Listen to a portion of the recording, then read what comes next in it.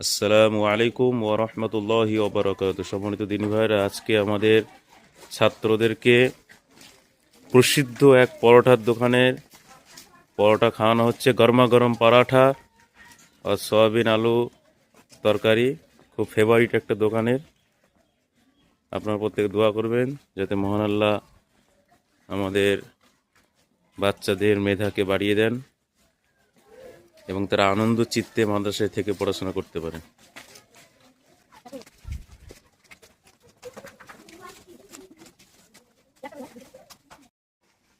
প্রিয় দিনী ভাইরা, আপনারা দেখছেন বাচ্চারা গরমা গরম পরাঠা ও তরকারি খাচ্ছে। আপনার প্রত্যেকে খাস করে দোয়া করবেন।